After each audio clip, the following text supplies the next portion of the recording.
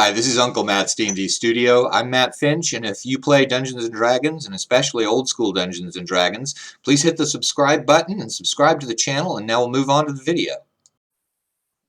Okay, I'm here with Vince Florio, and we're going to at least begin the conversation by talking about some of the intersection between 5th edition, the current version of Dungeons & Dragons, and the more old school approach that's been taken by gamers who play the actual versions of the old systems. And the reason I've got Vince on here is that he is one of the old schoolers who has made the sort of slide toward 5th edition, and who right now runs an actual play as well as a show. And I'm going to get him to tell us a little bit more about that once we move into the topic. But for starters, Vince, say hi to everybody. Hi, everybody. And then we're going to go on to the question, Vince, and let's start out with the real general question of what's it like when you make the first shift over from playing one of the old school editions to playing 5th edition? Well, it's a big difference moving from one to the other. It's not really a simple transition, especially if you're used to playing 1st edition all the time, which I was very much used to playing on a constant basis for years and years. I did switch from the time being to 3rd edition and tried a little 4th, so it really wasn't like a shock of cold water across the face or something, but it takes a little bit to get used to the mechanics of the game, how it rolls compared to old school, how much more powerful everybody can be, and how much, I guess, power gaming and min-maxing there is in the community of 5th edition, how many munchkins there are, so to speak. Because these people out there who are playing 5th edition are watching these videos like Critical Role and I don't know, the other one that Mercer, I think that's one Mercer, I don't know. They watch these videos and they come into these groups thinking their groups are going to be the same thing with these wonderful, powerful, elaborate stories for their characters. And then they get this, like, you know, a DM that's trying to do his best, and it's not the same thing. And now the thing about the long backstories, and also I think acting the part of your character a great deal, that actually started in the 2nd edition era, and has been carried forward sort of in the community as conventional wisdom for quite a long time, I think. And that so I think that's one thing that's cultural about later editions. And so if we put that aside for a second, you talked about some structural things like the min-maxing and the power gaming. And you talked about the fact that that's coming from the community and the third-party discussion from 5th edition. Is there any, and I guess I ask this because it has to do with this channel, because it's kind of what I want to head toward. Is there any discussion out there about old school mechanics interacting with 5th edition? Honestly, most of the 5th edition or 4th edition community, or the newer gaming crowd, just does not like the old school mechanics at all. They look at it and they go, I can't believe you guys played that way. And it baffles them. I mean, I had a girl who started in my 5th edition group, and we moved her back to 1E, and she was just baffled by the numbers. And she was, you know, a big player for 5E, with a genius with numbers. And when she just looked at it, her eyes crossed, and she was just like, whatever, roll. Did I hit? And she couldn't figure out the descending AC or anything. They just don't grasp how it works. So, all right. So that's in terms of looking backward from the later edition to the earlier edition. Tell me more about moving forward. And I'll tell you one thing that I've gotten from Tim Brandon on another video is that his approach is pretty much to take the old school modules and work from the way that adventures were structured, pretty much use the 5th edition mechanics. How are you finding your sweet spot for that? I never have used a module in all my gaming years. I don't like structure like that. I'm a free form, on the fly, story before rules DM. So when I run things, it's just, I'm laid back. This is how I present it to my group. I present the situation, and I give them the options, and I let them go where they want to go. I don't really force them, railroad. I mean, I don't have a structure of a module like that. I have an idea in my mind. I write it on a piece of paper or a sticky note, and if I get to that, I get to that, or I do use it later on. I don't really have an actual structure like modules, but I could see that working for some other DMs, taking a module and using that as a structure and running it. It could work. Definitely could work, yeah. But that's so that's not what you do. Let me ask you, let me put you on the spot for a second. All right. There's a room, and the room has the door on the other side is trapped, and there's a pressure plate that kicks that loose. Okay. Can I get you to describe that room the way that you would in the 2 different editions? Oh wow. Yeah, that is I really did put you on the spot, and I'll tell the viewers, you know, I don't give people a list of the questions I'm going to ask. I don't know them ahead of time. I tend to just follow along on the conversations, and if you want to tell me to fuck off and get more into a normal format, that's absolutely fine. All right. Well, we'll just say we'll start with like first edition. How about that? And we'll say that it's in a cave system or something, and it happened to be a cult down there that dug themselves a little, I don't know, layer down there. So the party enters the room. It's dimly lit with some torches you could see on the walls of someone who's been here. You look on the ground. There is some dirt sparse around. You see some footprints on the ground leading towards this door. The door is probably a well-crafted door, and it has a hook on it where you can pull the door open. How will you guys proceed? And then the party would ask questions from there. Very good. And then how would that be done? And the main question that I'm looking at here is the perception and the intelligence checks. So what does that room sound like in 5th edition? If I do the way they do it in 5th edition, it's you walk into a room, there's a door in front of you. What do you do? That's what a lot of 5th edition boils down to, and then the players just go, I search, I roll. But I've moved it to the point of describing it exactly the way I did it for you for 1st edition. I don't leave details out, and I do give them a chance to say, okay, well, for example, say you described that to me, and I would say, okay, so on the ground, how many footprints do I see? Okay, as a DM, you see 4 sets, so you think there's probably about 4 people at least. How old are the footprints? You give maybe an intelligence check to check that out, and based on your background, depending on what your background is, and it's a couple hours old. All right, so they recently went through here. Then you would proceed from there, going forward to the door, and maybe I would check the door. If it's a pressure point, I probably wouldn't even notice, to be honest. So, so you wouldn't, for example, give them when they say I look around. Are you going to give them a perception check on that pit trap? So, okay, for that, if you're the 5th edition player and you say, I look around, I'm going to say, where are you looking and what are you doing? I'm not going to just be like, okay, roll. No, that's not how it works in my games. You have to tell me. I'm very much old school when it comes to these things. You got to tell me what you're doing and how you're doing it, where you're positioned. Not because that always burned my ass when 3E started with the whole search roll thing. Everyone would just go into a room. You enter a room. You describe the room. They go, I search. Roll the dice. I rolled an 18. What do I find? That's bull crap. Come on. Yeah, I agree. That really is getting away from the puzzle aspect of the game. And there are, there are, to be fair, there are analogs in the older games to those. They're just not as all-encompassing and general as the ones in the later games, because 2 different approaches on that. There are a lot of times when you simply got a D6 roll to notice a pit trap. I think in B1 they had a pit trap, and on a roll of 1 or 2, you were going to notice it, and there was a chance it wasn't going to open when you stepped on it. And then the other thing is that when so there's that chance to notice. There are some that are embedded. I mean, a dwarf in original D&D would automatically, most likely, see that pit trap if it was made out of stone, as opposed to being covered wood or something like that. I'm still description. I have to know what the players are doing and where they're at. I don't just allow the walk in the room and see everything type deal.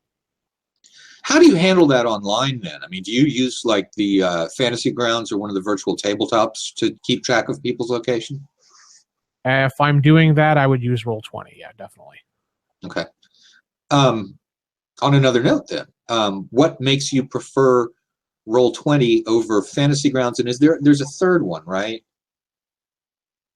Third big virtual tabletop. I think there's just I think there's just VTT. I think there's one called VTT. No, Map Tools. I think is what you're thinking of, maybe, right? Okay. All right. Well, no, I don't know because I haven't.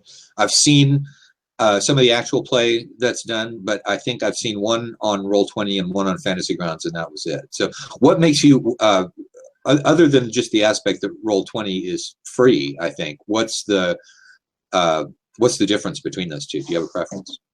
Mostly because it's free, and the other thing, in Roll20 is really easy to use. And I was with Roll20 since it began. I mean, I had the couple people on my podcast when they first started on Roll for Initiative as an interview, and I stuck with them ever since then. So I just never really looked at Fantasy Grounds. It just seemed like a pain to me, and I don't mean to put them down at all. They do a fabulous job, but I don't want to take the time to buy licenses and book these and log into it and then have to worry about players connecting to it. I just want to go to the site, log in, and play. That's it. Okay, so that's a good set of reasons for why one might pick one over the other, and virtually everyone that I've talked to uses Roll20. Now, let me switch gears a second since I've started just shotgunning questions at you about stuff. You have done all kinds of different interactions with the old school community. You're not a one-trick pony. I mean, you've written adventures, you've done podcasts, now you're doing video.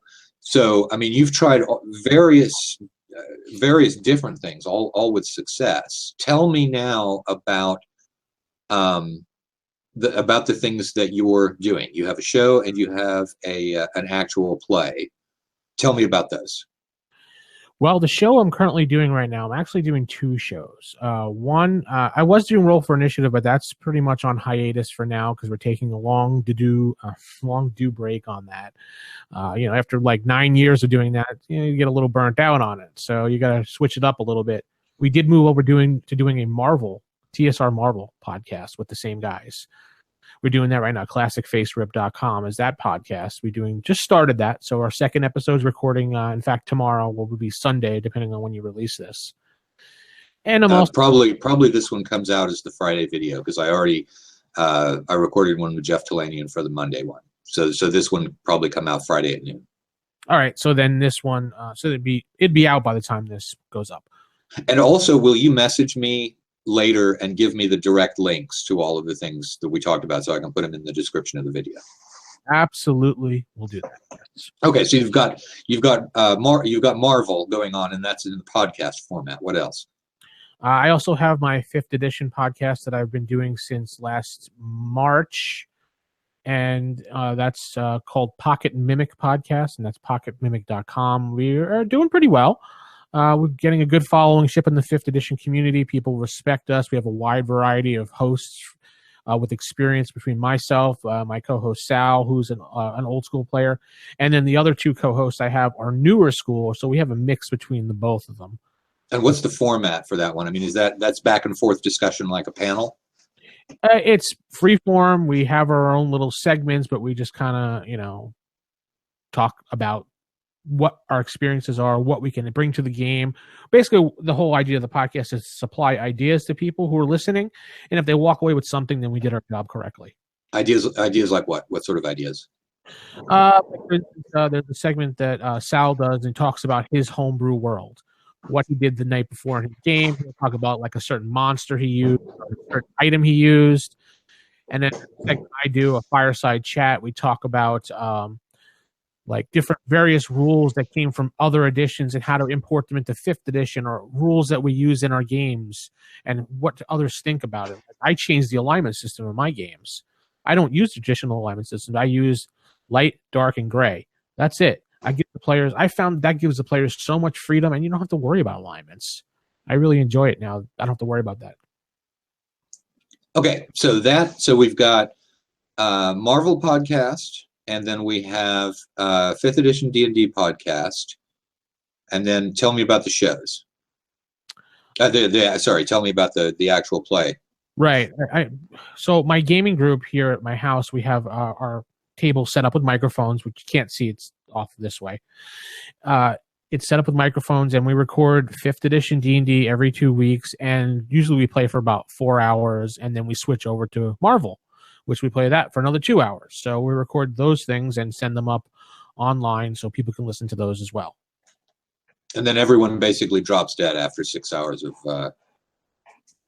of playing nonstop with microphones. Only if they fail their death saving throws. Yes. All right, that's fair enough. Am I on mute? No, I hear you. You're fine. Okay. I don't think the mute button works on my thing. I was trying to do it because we had the ice maker on the fridge suddenly started, and so there's this rumbling noise. And I'm like, oh no, this is going to put my face up at the front of the video when you're talking. But didn't even hear it. Okay. Well, good. Okay. Do not all have the great big mics. I mean, you're not gaming with everybody having one of the mics in front of your face, are you? No. It's actually there. I could actually show you. Hold on. Okay. As you can see the microphones there? Yes. They're a little blurry, but yeah, I can't really read the camera that far, but as you can see over there, there's microphones on stands, but they're just dynamic mics, and that's about it. Okay, so that's basically the kind of mics that Zach wants me to get for this show that we were talking about beforehand, to pick up noise at a distance instead of having it snuggled right up against your mouth. Yeah, I like this one. I gotta fix the microphone. Yeah, no problem. Okay, so that really is, it's clear to people who are playing that it's a show going on. Do you find any difference between the way that people game when they're doing it just regular gaming as opposed to doing it when they've got all of the trappings of a show? My group is actually pretty good, so they don't play any different as if they have microphones or no microphones in front of them. So they're really good. This microphone sucks. Please. I will make noise while your hand is blocking there, and I think we totally paused the broadcast for a second somehow. We did? Okay. Yeah, I don't know why, but my face wasn't moving, your hand wasn't moving, so we'll probably edit that part out. Or we could go totally authentic these are our authentic selves. One of us not moving in the slightest bit, and one of them with a hand over a microphone looking like you're trying to keep the police away. There we go. Yeah. But yeah, I had a good camera angle here, and now I ruined it to show you everything. Yeah, you could. Well, you gotta. Yeah. The other thing is you gotta be. You had your hand up for the visual joke, but you got to make noise on Google Hangout. So I was looking at you and laughing, but that's because I was just seeing a little, the little thumbnail of you, but you weren't talking. So no autographs. There you go. There we go. All right, you went for autographs. I went for no pictures. I'm being indicted. Okay, well, we've covered a bunch of topics about what you're doing, how you interact with mechanics. Now, again, sort of putting you on the spot, what else is important about playing 5th edition in the old school style that you've described pretty well? If the exact description, we don't just do the search check. What else are we missing there? Are you basically asking me why I would pick 5th edition over 1st edition? Or? No. I'm saying what in doing that, what other tips would you have? What other comments would you have? What things are important that I haven't thought to ask about? Well, I think the biggest question that I get being a 1E or an old school player going over to 5th edition for most people is, what do I do to make it feel more like an old school game? Because that's what most of the old schoolers are worried about. The bloat, the high-powered stuff. How do I make the game feel like the game they love? Because system matters, in other words. And so what do you do? Sorry, I interrupted. No, you're perfectly fine.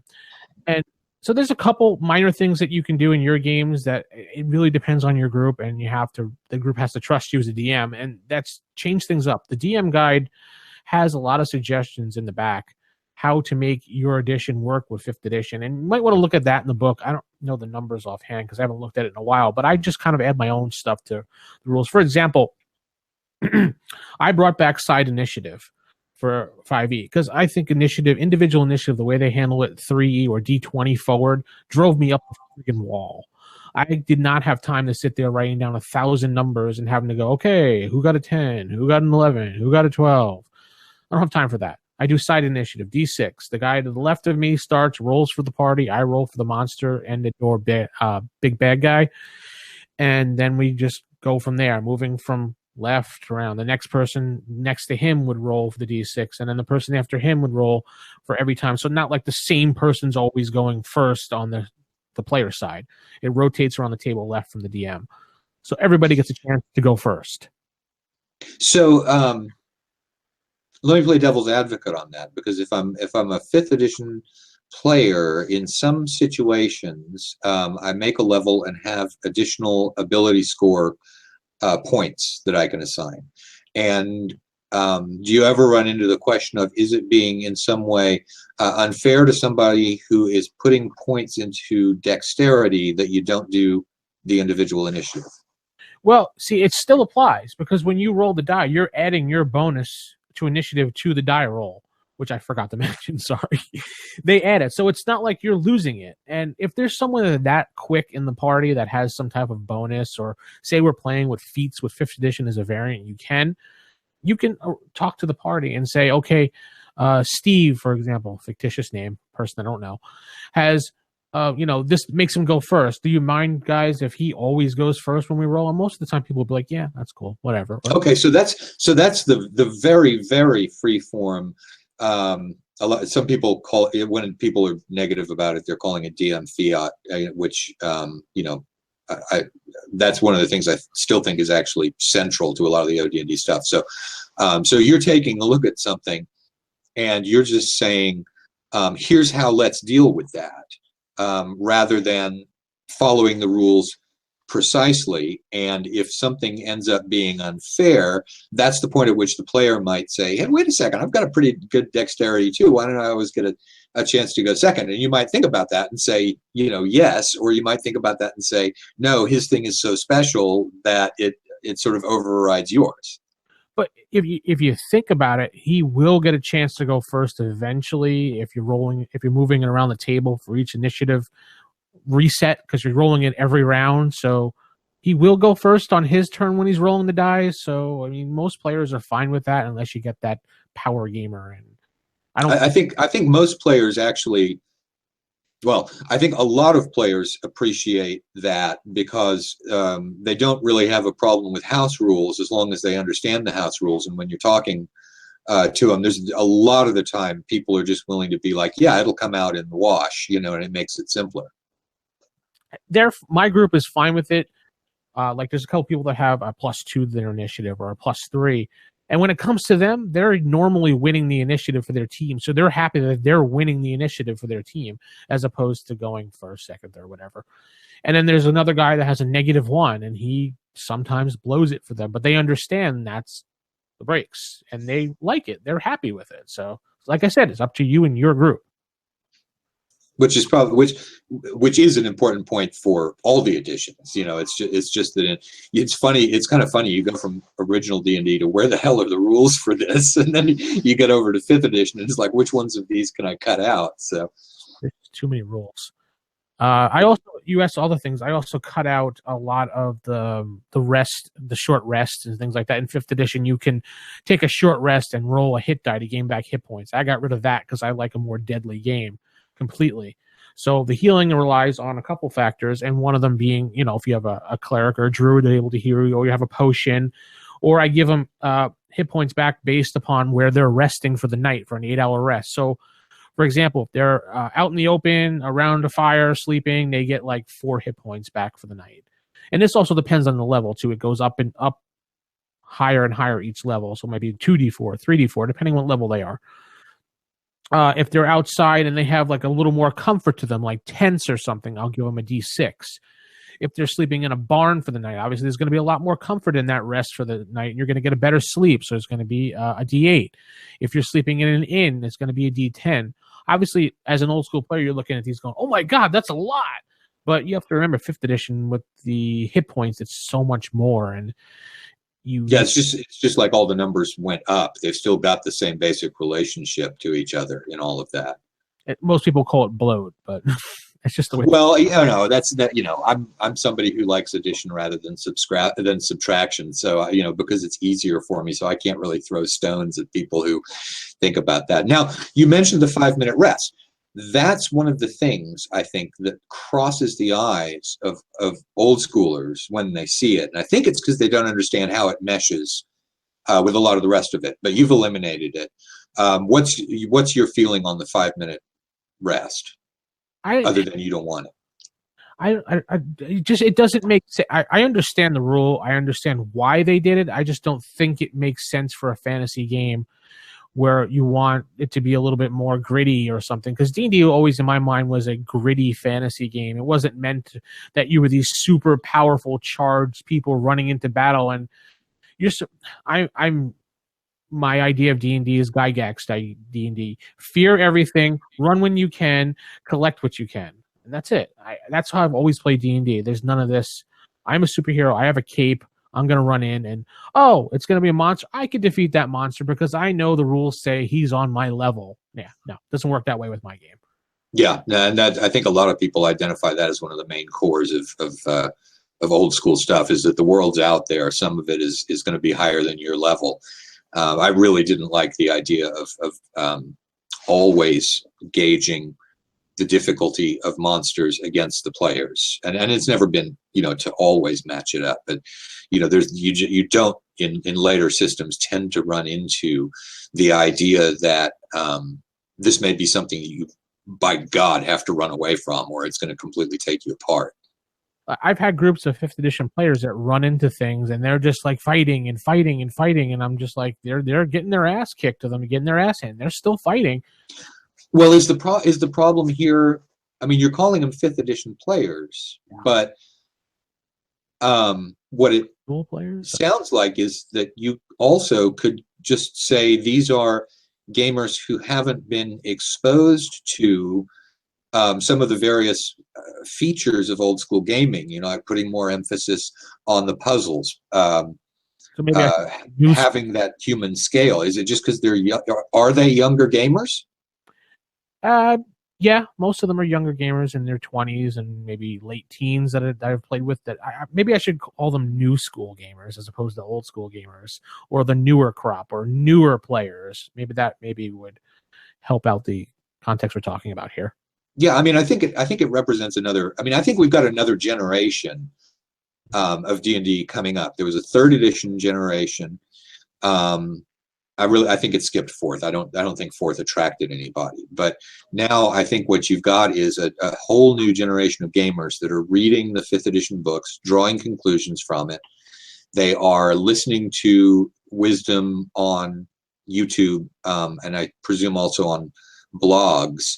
And it seems to me that it's not, this is where I fall in that middle ground again of thinking that there is dialogue to be had. I don't think it's necessarily about the rules. I think it's about a lot of the commentary on the rules that they've heard. Yeah. I think that, I think you pretty much summed it up there. Yeah. I can't say you're not allowed to say things like you summed it up. You've got to have something to say back to me, or else I'm just sitting here going, what do I say next? I just interview's over. Goodbye. No. Okay. All right. Fair enough. Well, part of the reason I poke at you about that, though, is because you are one of the commentators that this new generation of gamers is listening to. You're giving them tactics. You're giving them strategies. You're giving them ideas. And so it sounds like you are, in many ways, going to be in opposition to another approach to D&D that goes on. And it sounds like you've actually got some of those guys on your website so that you've got dialogue back and forth. Not website, sorry, on the podcast. I have the new school or the newer generation of gamers. Like one of my co-hosts, she's only been DMing for over a year now at this point, or maybe 2 years at this point. And it's good to have her perspective because she's only played 5th edition, and her the way they were handed the books to her, and that's how she learned how to play. And her listening to us is making her a different DM than when she started. She said, after almost a year of doing this podcast with you guys, my style of DMing has totally changed, and I've learned a whole bunch from you guys as far as learning how to run a game and what the players should expect. Because Sal and I, who are old school dungeon masters, we're on the fly, throwing things, old school, new school mix, what we can do here, ripping things from other games and adding them in. And she's just like, oh, I never thought you could do that. Yeah, you can do that. That's another thing that a lot of the newer generation doesn't understand, how you and I, Matt, would grab another game and, oh, that's a really cool idea. Or we watched a movie, that's a really cool idea. Let me add that into the game. And these people who are playing the newer editions and only playing those are like, well, it doesn't cover it in the book. I can't find it. And they're flipping through the book. I guess I can't do that. And that's boom. You're only limited by your imagination, to be honest. And I think that is probably a great way to wrap up this particular video, is you're only limited by your imagination. And so Vince, let's go ahead and sign off. Say goodbye to your fans and my fans. It's been a pleasure being on here, and thank you for having me, sir. Oh, absolutely. Absolutely. It's been a pleasure. So whatever kind of Dungeons & Dragons it is that you play, imagine the hell out of it.